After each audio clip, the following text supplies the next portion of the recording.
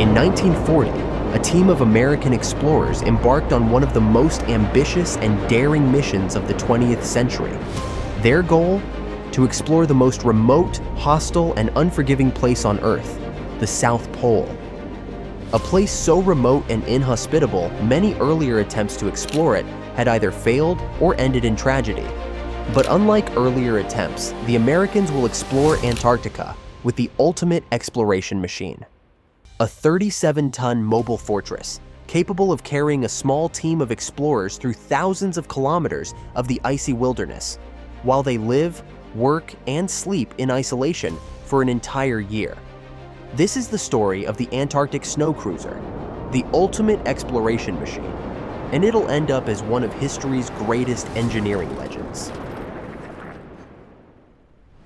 Before 1939, only 2 expedition teams had ever set foot on the South Pole, and only one of them made it back out alive, because temperatures in Antarctica can drop below minus 80 degrees Celsius, winds of up to 300 kilometers per hour.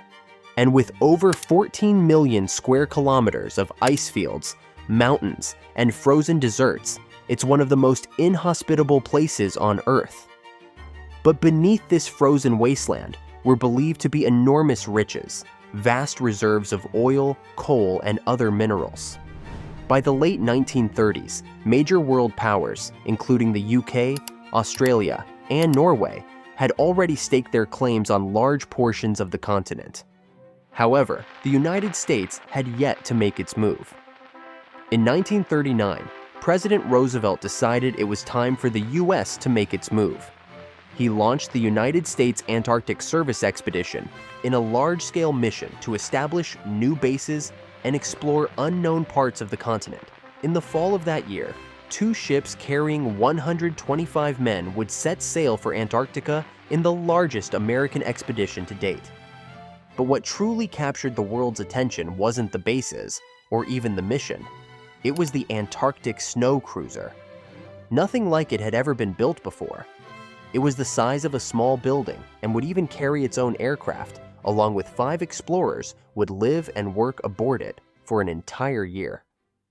Designed by Chicago's Armour Institute of Technology, the Snow Cruiser was a colossal machine that seemed more at home in a science fiction novel than on a frozen wasteland. At 17 meters long and weighing 37 tons, it was essentially a mobile base. Its mission was clear: travel thousands of kilometers through Antarctica's harsh interior, reaching the South Pole and beyond, laying the groundwork for future American claims on the continent. The Snow Cruiser was built with all the latest engineering innovations. It had 10-foot-tall, rubberized wheels that could retract to allow it to glide over ice crevices up to 4.5 meters wide. It would carry enough food, fuel, and supplies to last an entire year, and feature spaces for its 5 explorers to live, sleep, and work. It would even carry its own biplane to conduct aerial surveys to photograph hundreds of kilometers of Antarctic territory. On paper, it looked unbeatable. While the design was innovative, the reality was something else. The decision to use the Snow Cruiser on the 1939 Antarctic expedition came late, just 6 months before the mission.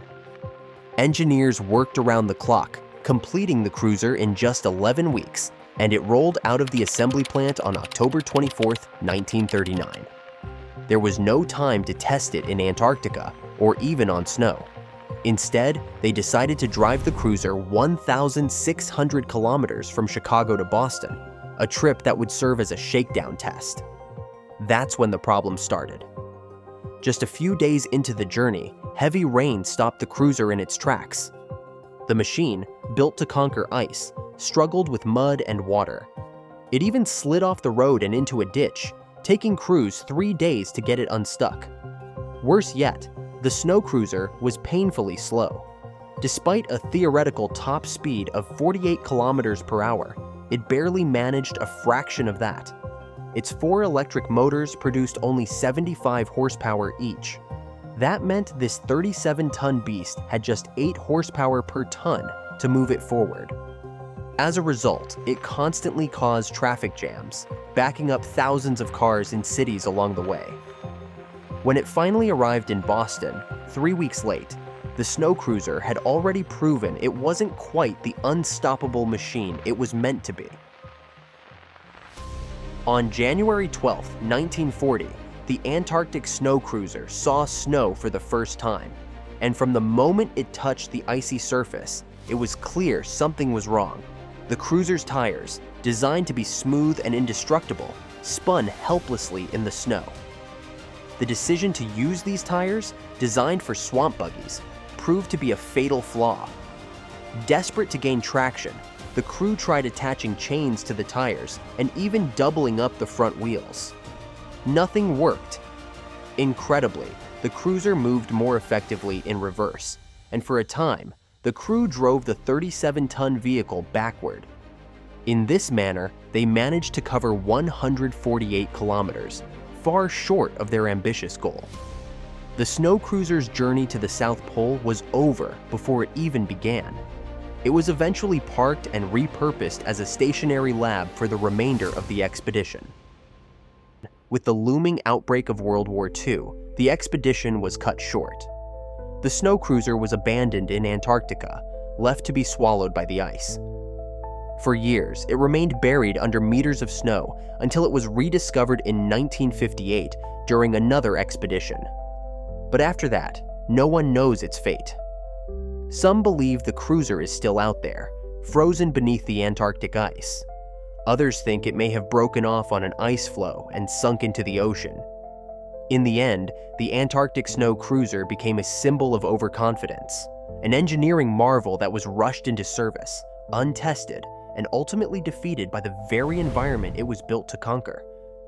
Yet, its story lives on as a reminder of the perils of unchecked ambition and the harsh realities of exploration in one of the last truly unexplored places on Earth.